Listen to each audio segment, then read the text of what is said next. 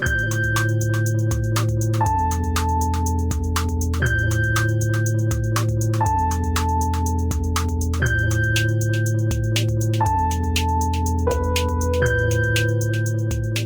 right, everybody, welcome back. It's the end of the world. Michael and Stu. I'm Michael. And I'm Stu. And today we are talking about the fall of Rome.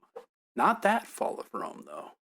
That's right, we're talking about the fall of the Roman Republic as it topples from a semi-democratic system of statehood into the Grand Empire. And we are using as our guide the 2017 book by esteemed podcaster and all-around good guy Mike Duncan, The Storm Before the Storm. But before we get into all that, we're going to once again talk about the news, because how on earth can we have a show about the end of the world that does not talk about the news when every week seems somehow to be more disastrous than the one preceding it? Well, I feel like we're going to talk a bit about Chuck Schumer, Senate Democratic leader. Great man, genius. Because I do think it's very easy to get into the pattern of talking about all the insane and heinous things that Donald Trump is doing. But every now and then we should just touch down and take a look at the haplessness of the Democrats that is helping to facilitate the apocalyptic overtones of everyday life. Yeah, so let's do a little lib check-in, see where things are going with that. So yeah, Schumer drew the ire of even some hardened centrists this week when he kind of rolled over to Donald Trump and did not even attempt a filibuster of the continuing resolution that will fund the government, and kind of lays the groundwork for keeping in place and sort of giving a legal justification for a lot of the awful things that Trump has been doing in these first 2 months. Only 46 months left. Or no, wait, 50. Wait, how many months are in a year? Yeah, 46 months left. We're getting there. I mean, even radical leftists like Hakeem Jeffries distance themselves from from Schumer's move, and you were kind of looking at. I do wonder if I am loath to give. It's one of these weird things. I do think that they made probably the wrong choice by not standing up a little more and being willing to take this to a shutdown.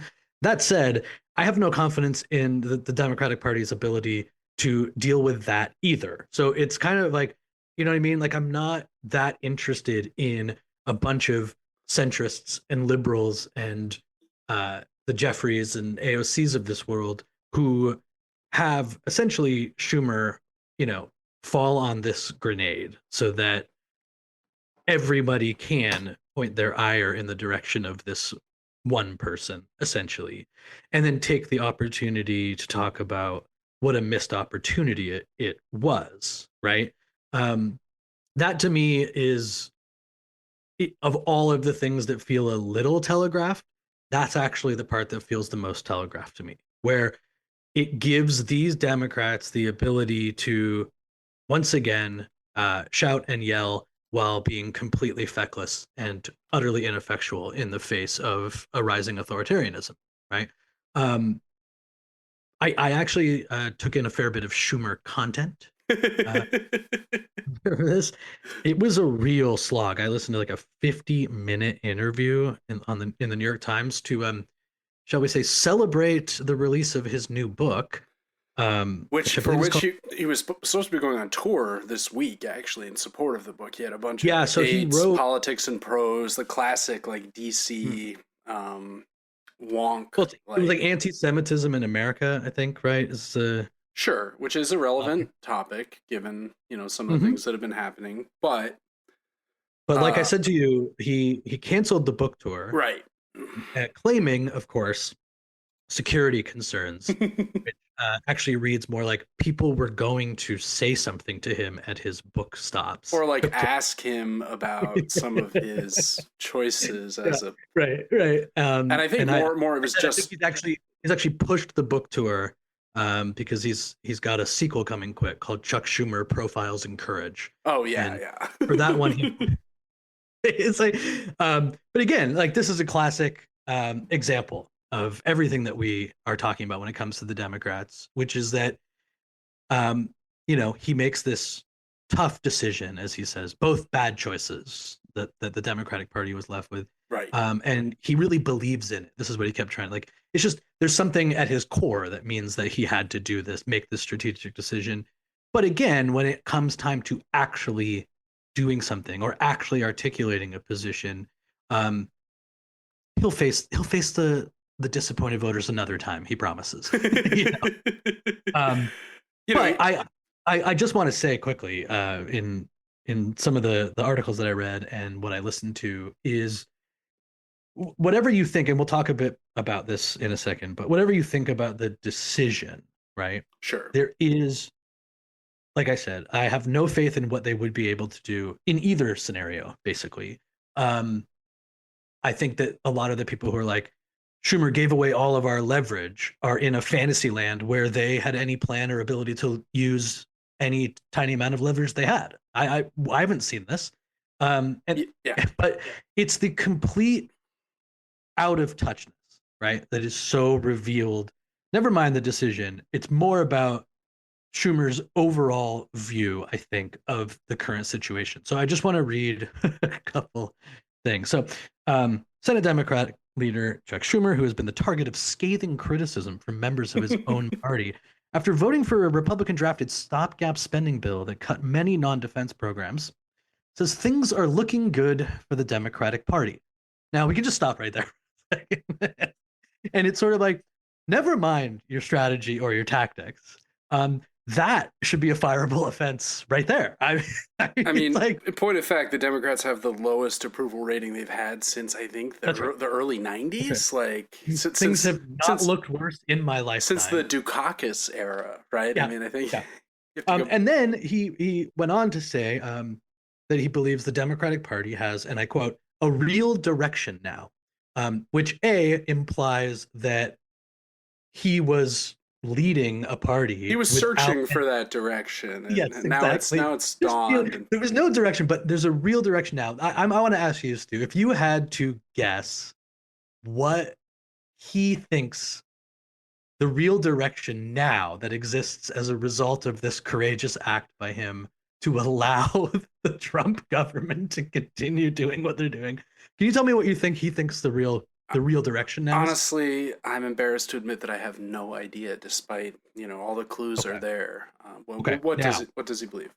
it appears as though what Schumer believes is that by allowing the situation to continue without shutting down the government, which he argues would give basically a free pass to Trump to shut down things.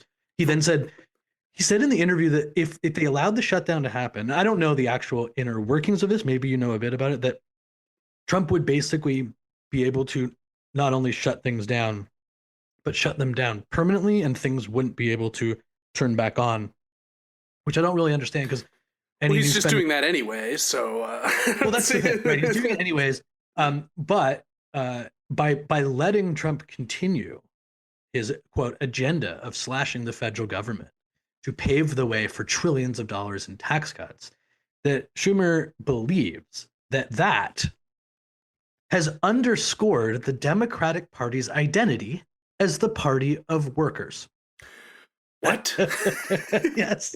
So, at a time when the working class is identifying less with the Democratic Party than any time in my life, he seems to think that by not standing up to By Trump doing in this, nothing, that's going to they make it will. clear to everyone that we're the side that stands up for you by doing nothing. Right. That's right. And so, not only do you have this big political moment, you also have this kind of like, okay, we are now a couple months into the Trump administration, and a lot of people after the election in November talking about how this is a real reckoning for Democrats. They're going to have to do some real reflection. And it appears that what Chuck Schumer has come up with was they didn't brag well enough about all the great things that they did. And that's why. Um, and so, yeah, that, I mean, essentially what it comes down to for me in regards to the spending bill and whether to shut down the government or not is that I sort of think that both sides of the Democratic Party here are just showing the proof of not only what a mess they're in, but the fact that there is no real direction now. You can't say that we have a real direction now after you've started, you've totally splintered your own party. Right. I mean, he's lost Richie Torres. I'm seeing in this other item. Yes, yes. The worst representative in the world, like the right. representative from the Bronx who seems to tweet and act only as an arm of the APAC Political Action Committee. Like, but it appears as though there are certain foundational dishonesties that are going to continue to make up the core of the leadership of the Democratic Party. So one example I just wanted to bring up and is that he was asked in the interview point blank, like, was the debate that Joe Biden, let's say, participated in, we'll use that loosely, was that the first time that you had realized that Biden's faculties have been diminished? You know, like, did you not see this in all your time working with him? And he went to great lengths to assure the American people that he had absolutely no idea that anything was wrong with Joe Biden. Good and Lord. To me, that's like, again, sort of part and parcel with any genuine self-reflection of what happened. I think about strategically the things you could say, you know, that he did win an election before. We were concerned about exactly how to transition and we messed it up, right? I mean, there is a way to talk about, but to show voters that your public position is still going to be that you had no idea suggests that either you're lying or you're an absolute fool, in which case neither option really lends to like the comeback of the Democratic Party that he seems to think is going to happen. Yeah. I mean, Schumer's been my senator for, I think, the majority of my life at this point. I don't feel like doing the math right now, but, you know, I've lived in New York longer than I've lived anywhere else. And he's been my senator that entire time, 19 years. And I've hated him for all of those 19 years. And you know what it was? This harkens back to a topic that we've already covered, which is the Waco disaster, the fire and the debate about did the cult members start the fire? Did the fire get started by the ATF, by the FBI, whatever? I don't have the evidence in front of me. I'm not clear, but I just remember watching a long documentary about the Waco incident. This is probably back in, I don't know, 2005 or something, like, and the documentary contained long portions of the hearings that were held during the Clinton administration, at which point Schumer was not yet a senator. He was a congressperson from New York. Okay. And he was just carrying so much water for the Clinton administration that there was absolutely, like, there was no spirit of inquiry. He was just saying that it was the cult members, the Clinton administration is perfect, there's nothing wrong.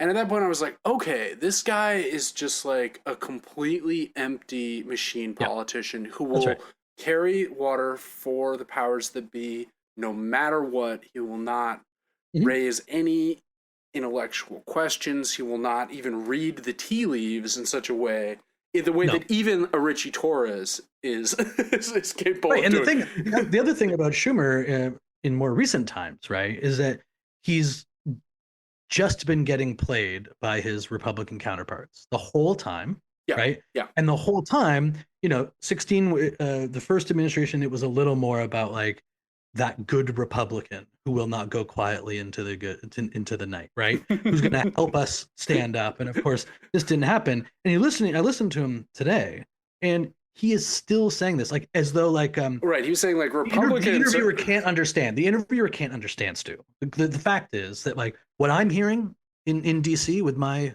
fellow senators and other congressmen is that they actually don't really like a lot of the Trump stuff that's happening. And yeah, I am counting on them eventually. I mean, hopefully when Trump's approval gets low enough, like they did with his, they're going to start standing up. Like they did when he was impeached for invading the Capitol building on January 6th or whatever. And that's right. But that was kind of maybe the time to stand up. Right. They didn't then. Maybe now we can write off the idea of them never standing up. We're now coming on to basically 10 years in the Trump landscape. Yeah. Right. Yeah. And it's never occurred to him that these Republicans, I don't know, Chuck, might just be saying this to you. Yeah, it's a But that's nightmare. like, I think that's where I basically fall on the spending situation is, again, I don't trust that they would be able to do anything particularly effective or miraculous in a shutdown scenario and then subsequent negotiation with Trump, who seems to be able to push them around. But I think what feels particularly jarring about the helping of passing the bill is that we've talked a lot about on the podcast. Obvious strategy of Trump is the opposition party is useless and rudderless right now. He understands they don't have a real direction, and so he is just doing everything all at once, right? Like we talked Yep, about this. yep, He's yep. flooding the zone. And the thing that is most concerning about not opting to allow a shutdown or actually enter into some sort of real political hardball negotiation is that an overarching overall shutdown of the government actually would simplify the messaging, you would think, if you knew what you were doing. That Sure, now, sure. instead of every day being about 1,000 things, at least for some amount of time, while the federal government was shut down, that you would be able to, you would think, coalesce some of the various insanities and atrocities and actually point them in a single direction for at least a little while. And you know, the best I could say for Schumer is that honestly, maybe he just actually somewhere understands that they're cooked and that they can't do any of Well, then he that. should step down for leadership. Well, yes, but if there's one thing the Democrats are good for, it's not stepping down. That's true. That's true. All right. Well, that's. I want to talk more about the immigration stuff, but we've gone a little long on the Schumer talk, so let's Yeah. let's kick that till next week. Mhm. And all right. So on to ancient Rome. We're not talking about the fall of Rome. That will definitely be a topic we're gonna discuss on a future episode. But today we're talking about the beginnings of the collapse of the Roman Republic, which starts around 132 BCE and runs through around early 80s BCE.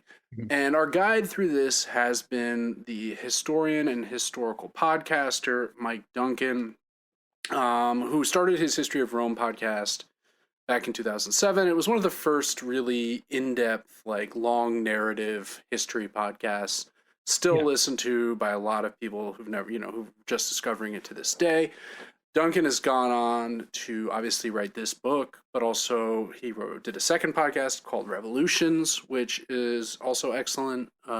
He's a great popular historian who's very good at distilling a lot of information down into sort of digestible bites, and that's kind of what he's done that with this book, The Storm Before the Storm, which came out in 2017. Very timely release date, right? I mean, he was working on this presumably for the years leading up to the election of Trump, and then Trump came in, and then this book comes out, and it's like Right. I saw him on Blue Sky the other day saying something like, "Yeah, it's kind of sad that the book has only become more relevant as we move further away from it," which is it's one of those ironies. What's your experience with Mike Duncan and with like the Roman history in general?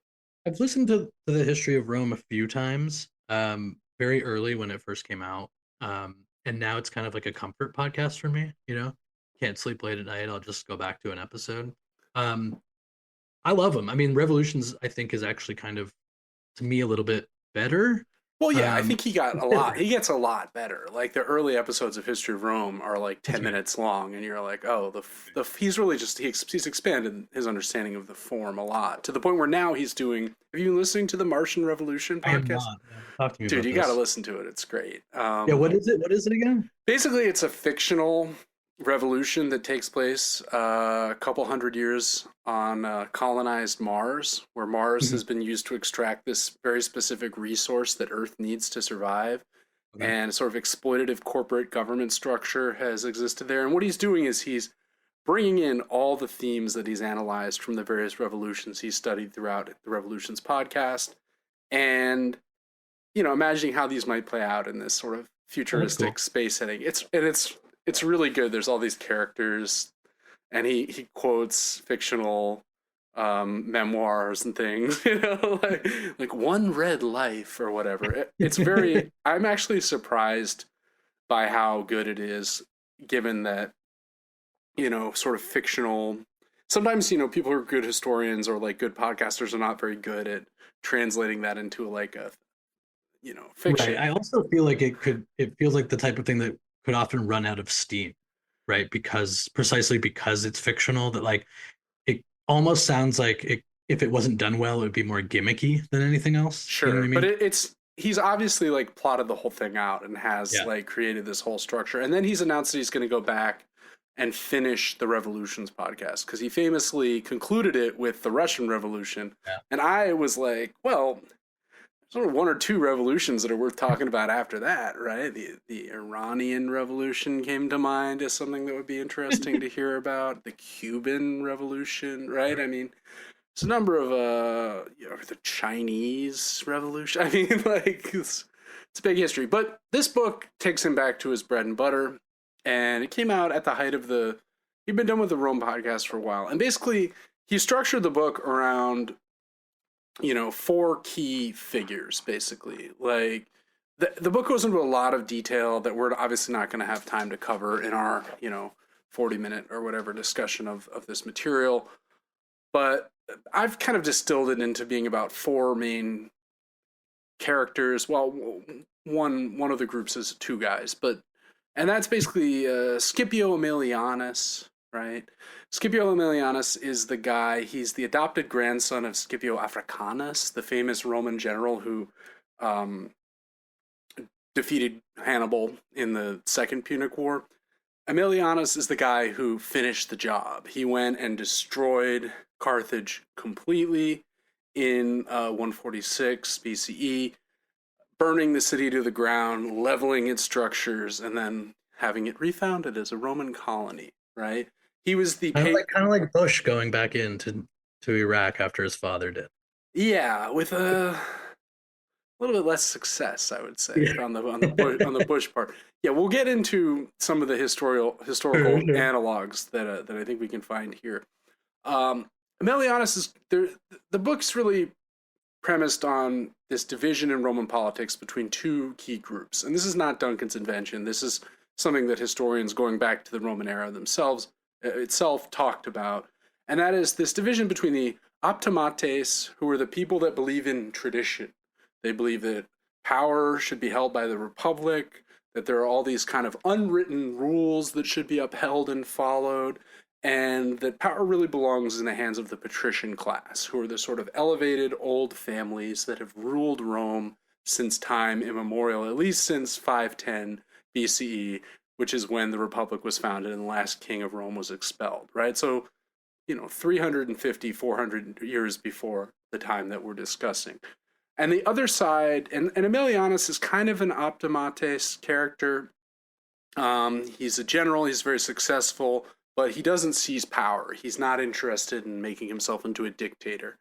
Hmm. The other side of this debate is, of course, the populares faction. And these are the people that turn to the plebs. That is to say, the regular working people who pretty much are disenfranchised. They're not able to become senators. They're not able to have a direct voice. They have this one office in Roman politics called the tribune, the tribunate. So someone can be a tribune. He's the representative of all the plebeian people in Rome, and he has the ability to veto any law enacted by the Senate. So he kind of works. It's kind of a checks and balance thing, right? So if the Sure. senators are doing something that's really going to screw the poor people out of power, the tribune can step in and be like, no. So And is it more of an institutional division than a partisan one? These aren't parties in any formal sense, right? yeah, yeah, it's. I mean, no, they're not political parties in American sense at all, right? It's more of a kind of philosophy, and there'll be divisions within the populares. There'll be divisions within the optimates, right? It's like there's it's not like Dems versus Republicans, but we'll talk about Okay. how there's some analogies. So the first person is Scipio. The second group is Tiberius and Gaius Gracchus, the famous Gracchi brothers, both of whom worked as tribunes despite coming from very high noble families. And they were interested in implementing land reforms. There was a lot of land around Italy that the Roman state controlled, and there were a lot of people that were like, hey, I'd like to get some of that, please. And both Tiberius and his brother Gaius proposed laws that were passed that would sort of address this, would allow more people with to take advantage of this land that was uh, in control of the state, basically.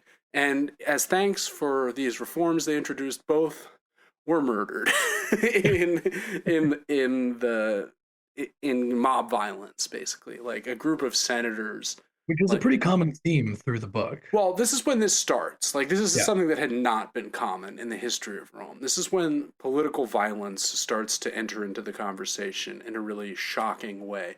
Tiberius Gracchus is literally like tackled and stabbed to death by a gang of senators, like just after, an important debate or something.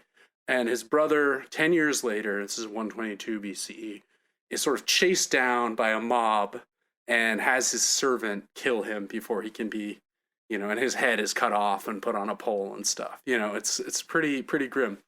Are Uh, they are the senators and sort of the old guard, are they against the land reform yeah, just because giving land to people makes them more powerful, or yeah. I they, think they just feel like they want to maintain the stranglehold on power that they've okay. had, and they see this as a threat.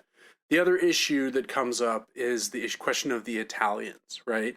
So Mhm. Rome by this point controls all of Italy, but the people who are not Roman but live in Capua or whatever, one of the other big cities around the peninsula, they don't have a vote. They have no power. They're essentially disenfranchised.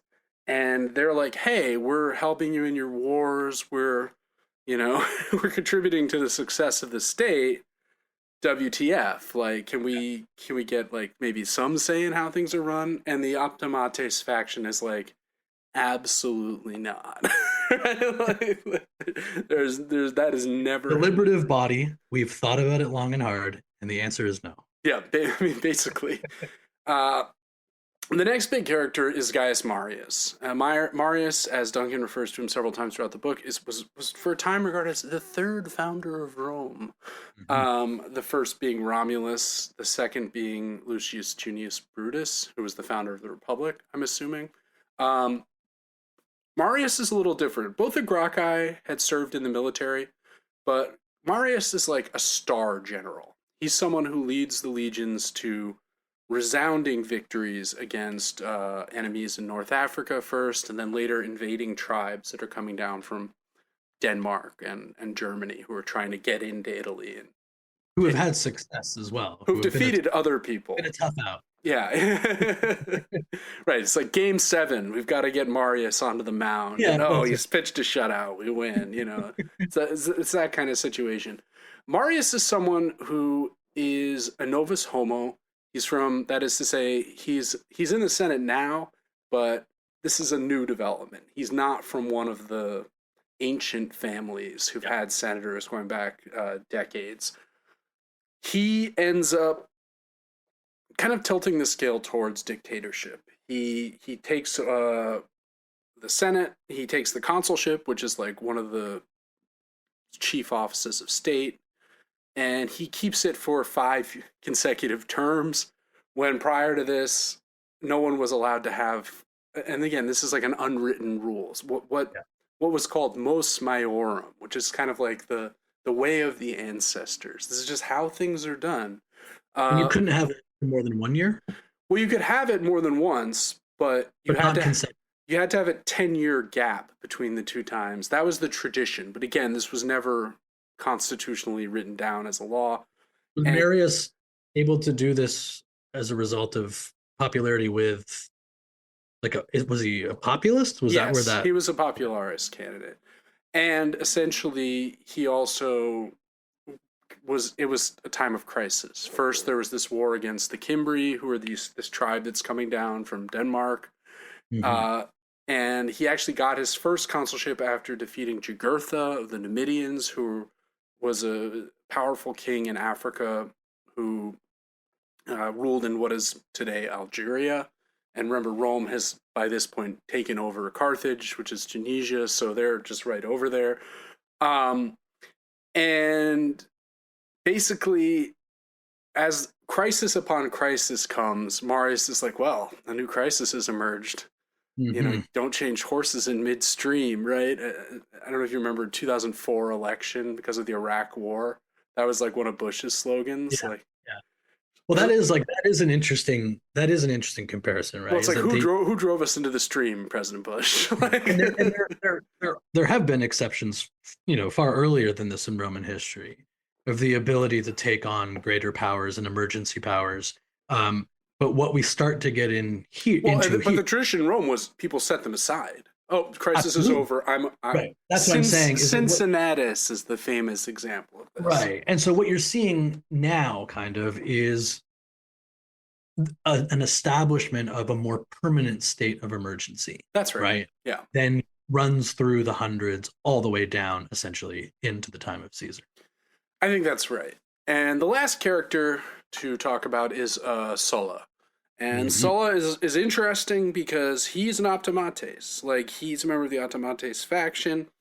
He's was Marius's he was sort of one of his underlings during the Jugurthine War, and it was actually Sulla that managed to capture Jugurtha, this like dangerous enemy king. He defeated him, but Marius was the overall commander.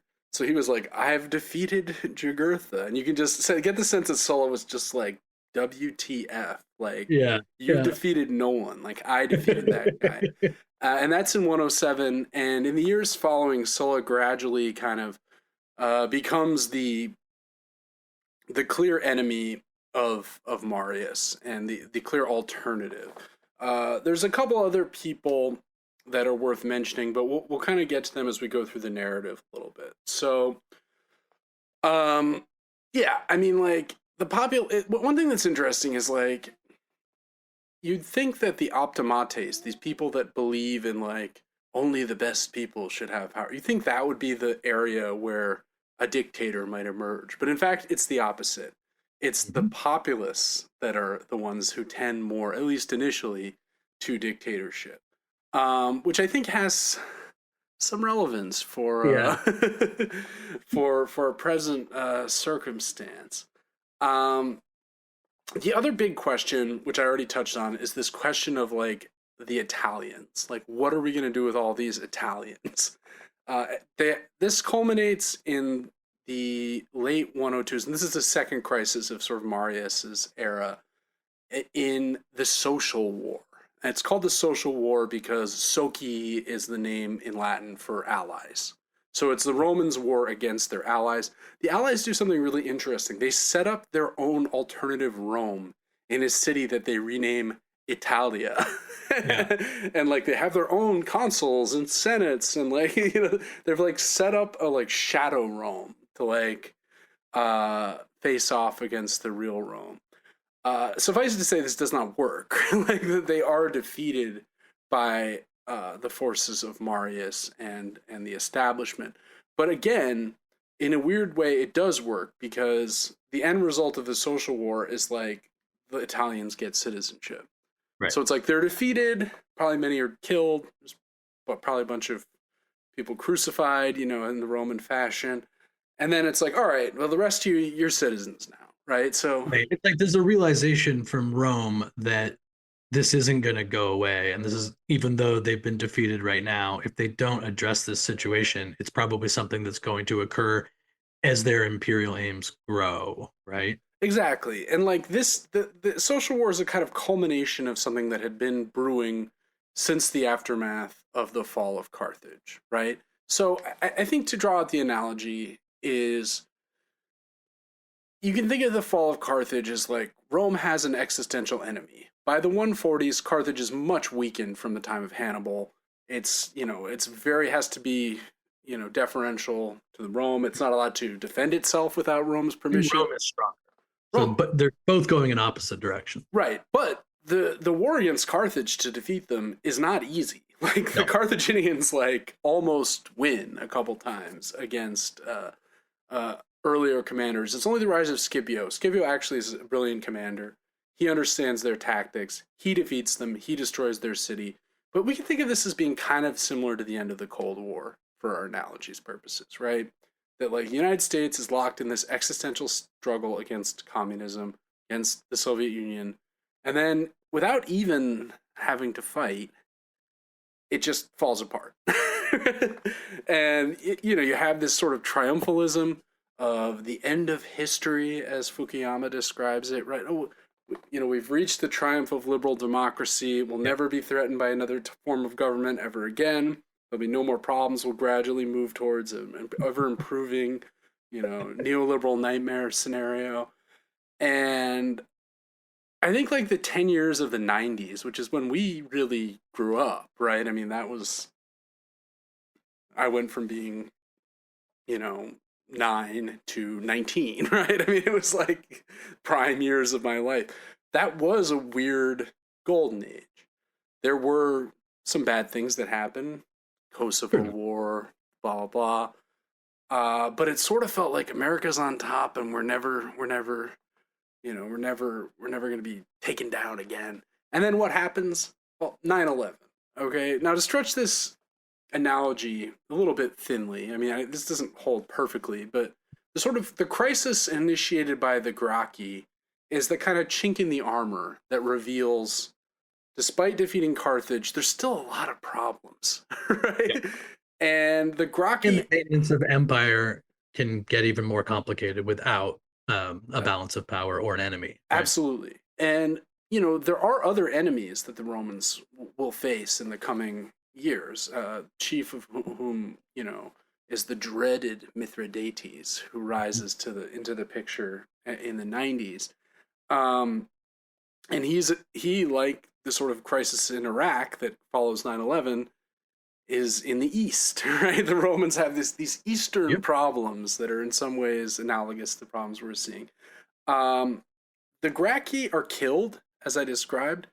Interestingly, when their laws are passed, they're left in place. So they kill them because they fear the Gracchi are moving towards assuming some kind of dictatorial power backed by the people.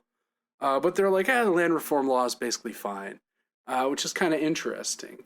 I would say that the rise of Marius in the face of these other crises of the first the Numidians, then the Cimbri, is kind of like around when the financial crisis hits, right? Right. Where it's like, another major issue has emerged that we kind of didn't realize we were going to have to deal with, right? Mm-hmm.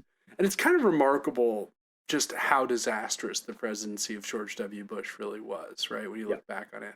I think people have rose-tinted glasses because they hate Trump so much. But it's like, Trump had COVID. That was really bad. But, I mean, the financial crisis in its way was, like, much worse. And the Iraq War and the fact that 9/11 happened on his watch, it's like, it's a pretty, and Hurricane Katrina, impressive string of L's. Like, you got to hand it to him. Well, and really paved the way for everything that came after it, right? I mean, in terms of the muddying of the American empire in these unwinnable wars and all of that stuff that paved the way for where we are now, right? It is sort of, again, the analogies are slightly thin, but the similarities are certainly intriguing, right? Yeah, and I mean, Marius, I don't think he maps clearly on to any one figure. I guess you could say Marius is kind of a Trump figure in that he's a populist. Like the end of norms and these institutions who weren't quite sure how to like handle it, and so oftentimes they gave a pass and let it happen, and then things got even more complicated, right? Yeah, and like Marius, kept power for every year for 5 years. That had never happened before. And then after he did that, other people did that. Right? So it's like breaking the pattern, and, he completely destroys the norms, as you said, and he eventually retires, but he doesn't really retire. He just kind of like steps off the stage, but his partisans are still like contesting. And this is when Sulla arises. Sulla doesn't fit clearly into this scheme yet, maybe because I don't think we've reached the Sulla stage of the crisis we're in at the moment. But Sulla is kind of an institutionalist who, because of circumstances, is forced to break the institutions he supports more severely than even Marius, right? That's right. So while Marius eventually he came back to power in 86 when he was quite old. And he made this alliance with this very enigmatical figure, who's my favorite guy in this whole thing.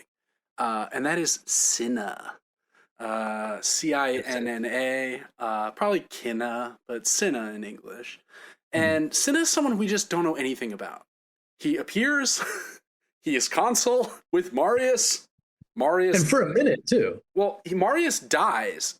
Yeah. Marius gets elected consul for the 7th and final time, which he claimed that there was a destiny, like a hawk flew down when he was born and said that he... Just the 7th. Yeah, that happened. And then he immediately dies in his bed. He gets sick and drops dead.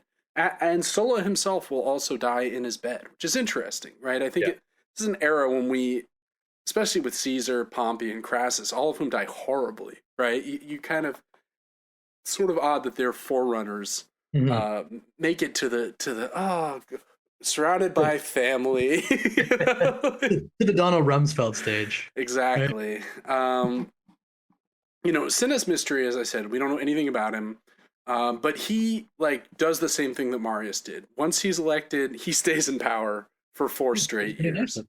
Yeah, he's and at this point we're in crisis. So how could we not? Well, it's interesting though, because Sulla at this point is in the east, because the Romans have, another thing we didn't mention is when they defeated Carthage that same year, they also conquered Greece. So it was Greece is gone from being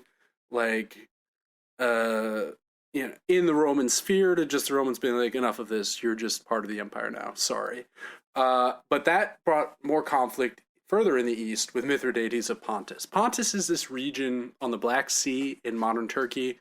I don't think I've been to Pontus. I've been to some places a little further east of Pontus. What's that? You simply must go to Pontus.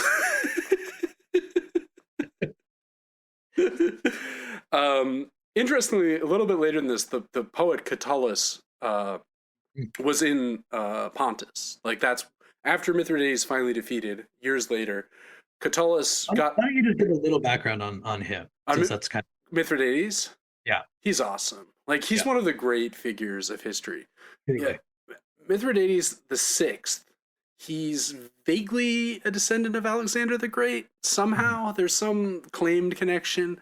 But I'm sure he made the claim.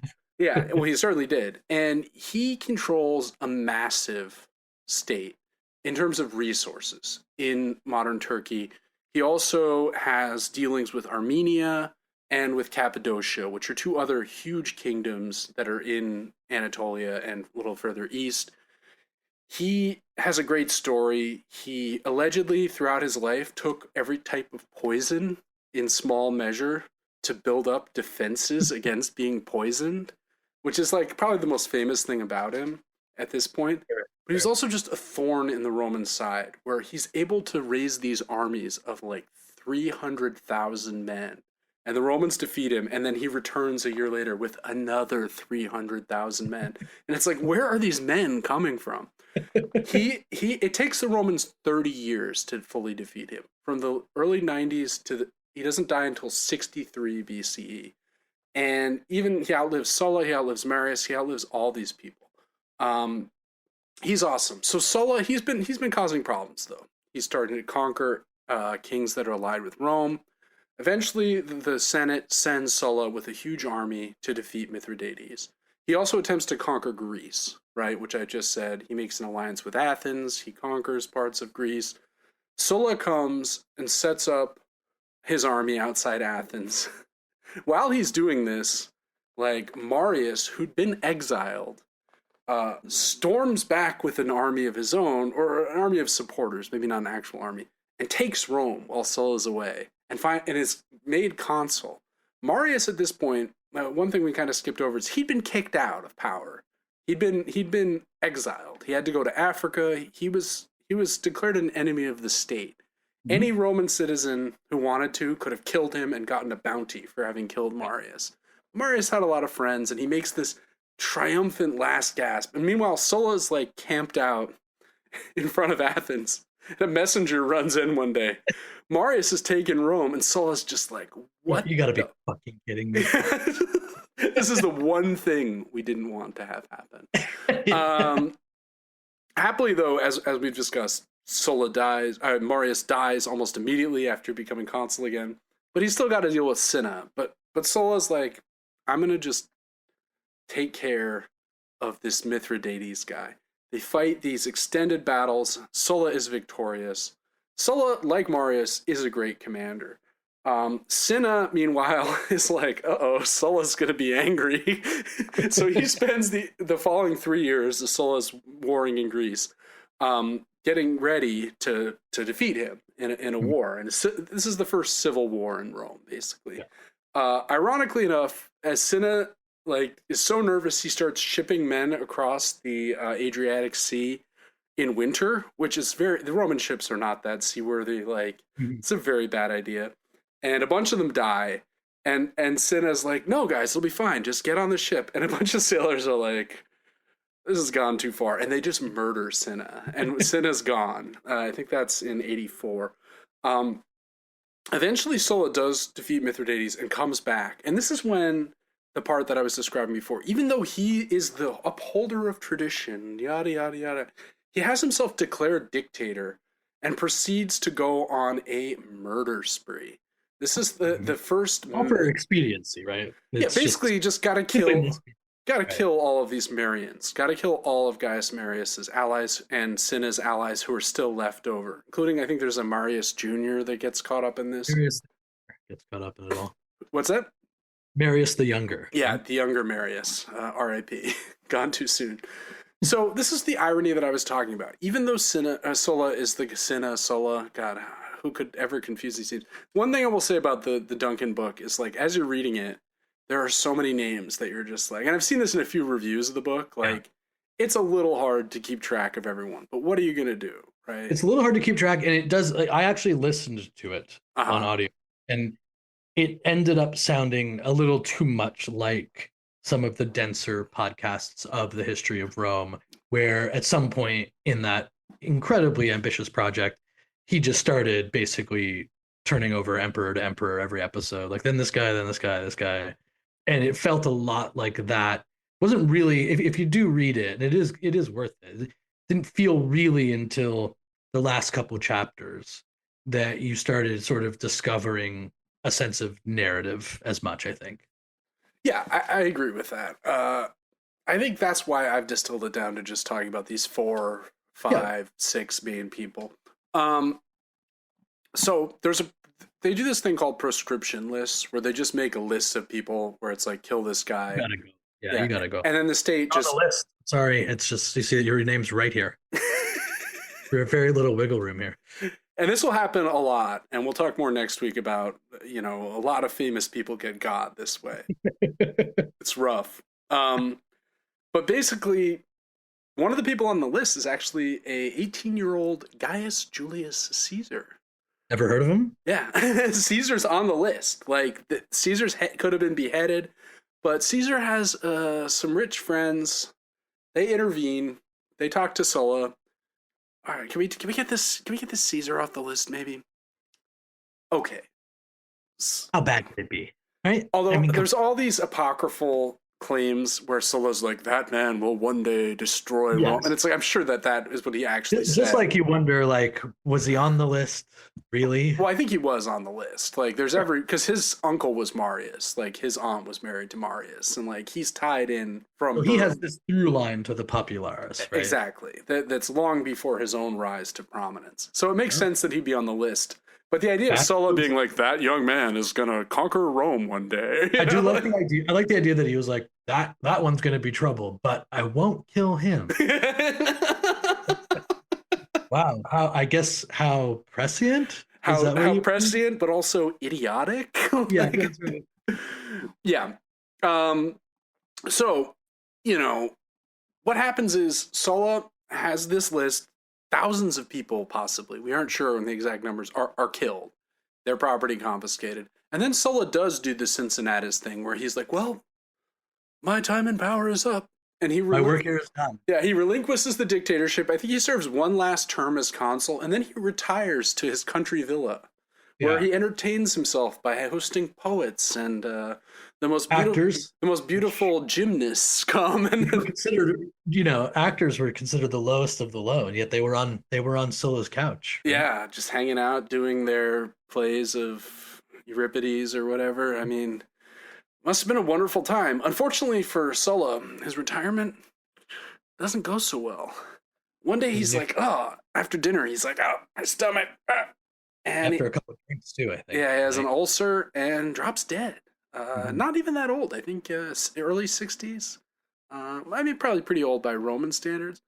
But here's the thing. Sulla set up a constitution where he was like, all these problems we've been dealing with, they are solved.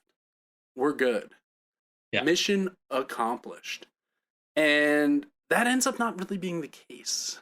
No, but that's like one of the interesting things about this moment in time, right? Which is that a lot of this, like going back even further, when these foundations started shaking, right, and when, like I said, when the use of emergency measures became more norm than Yep. anything, Yep. right? That at first it's like, wow, that's not normal. Then it is normal, but the republic itself still has this run where it's just still inconceivable to someone like Sulla that he wouldn't do this. That like this wasn't, yeah, we went back to the well.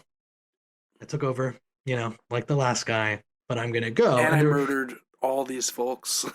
right, and it gives this, We to tortured some folks. use Yeah. the sort of analogy, right, of like we have seen many American presidents in the recent past. George W. Bush is kind of probably the best example. Like, really stretch the excesses of presidential power in a way that you are like, wow, oh well, he still lost. Like his party still lost in 2008. I guess we'll go back to some semblance of whatever neoliberal nightmare we had before.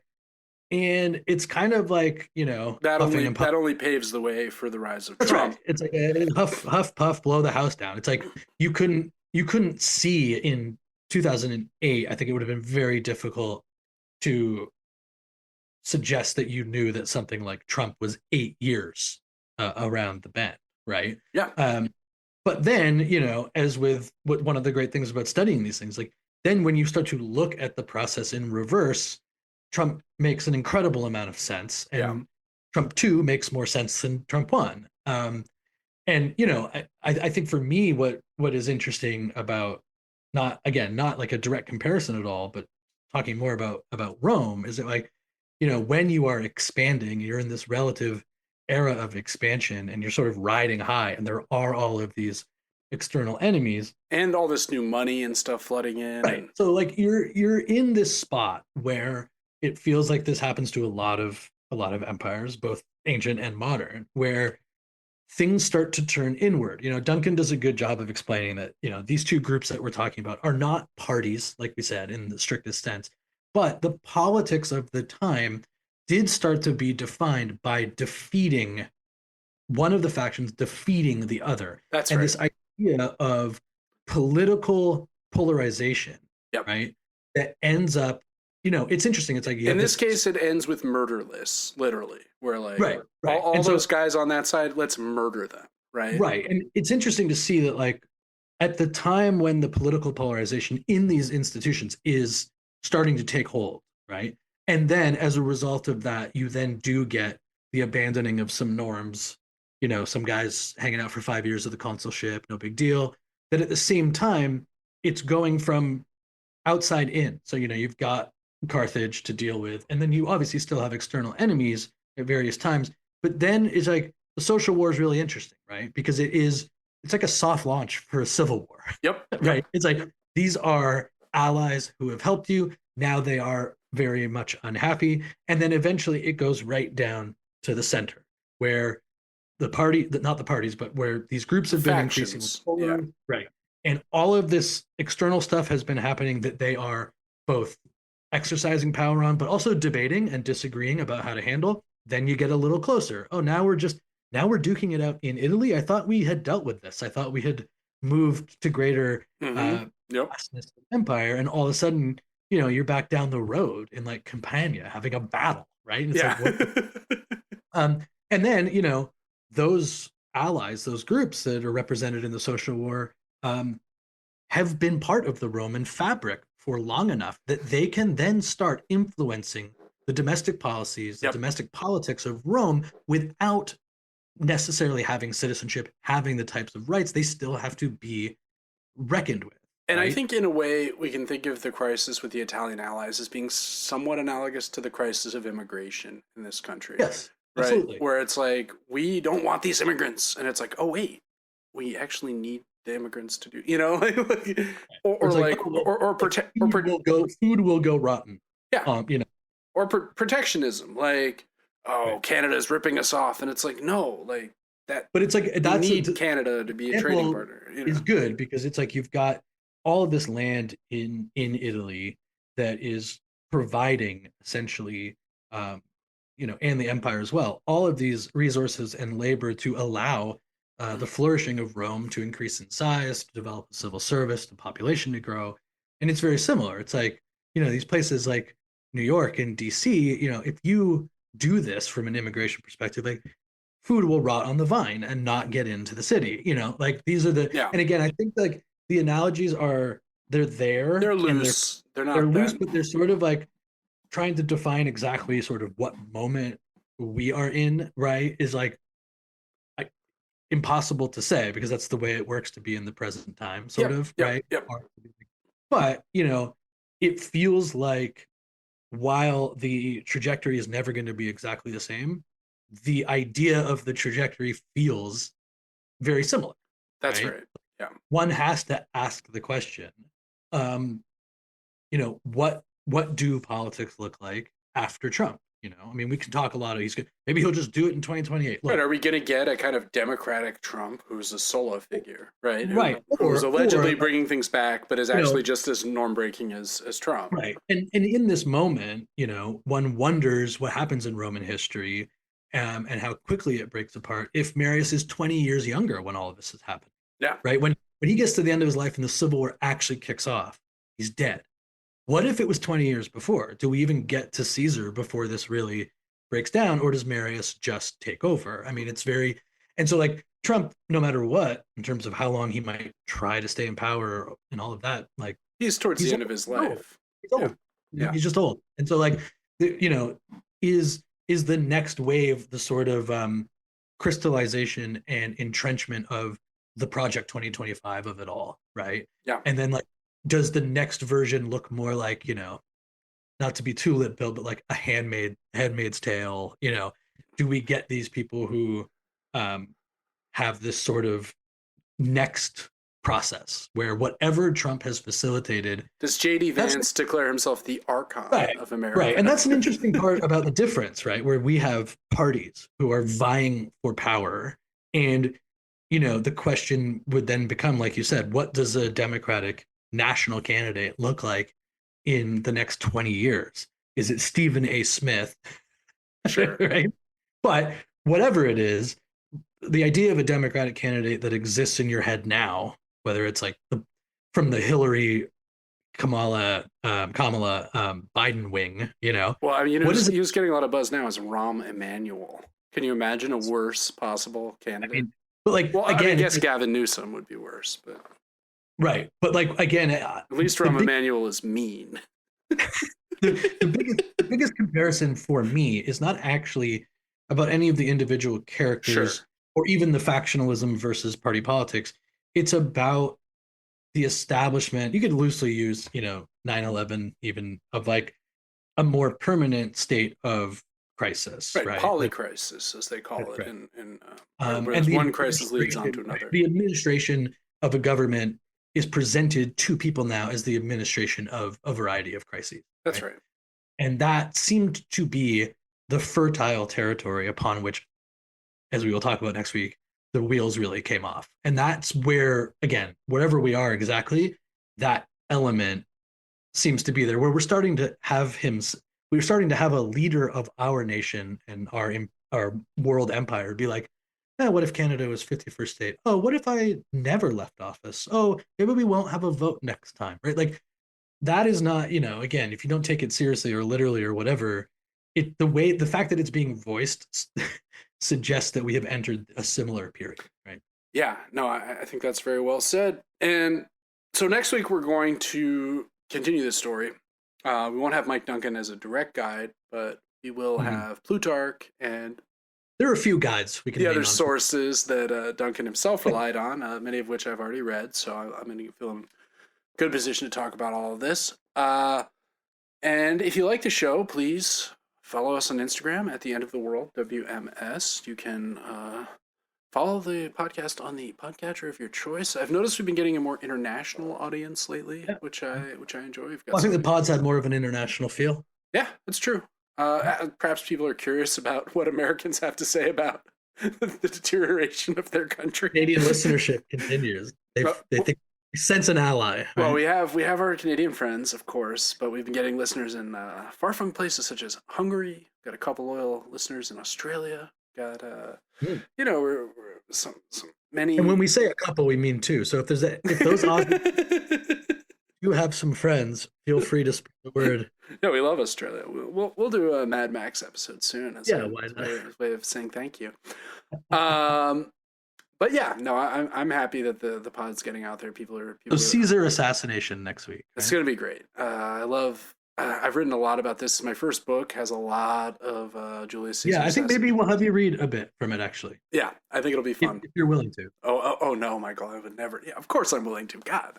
Chance to promote multiple projects at the same time. Yeah, that's right. Oh, my band has a new album coming out soon. Oh, we'll get to that when we're a little closer to the release date. But until then, this has been The End of the World with Michael and Stu. I'm Michael. And I'm Stu. And we'll talk to you really soon.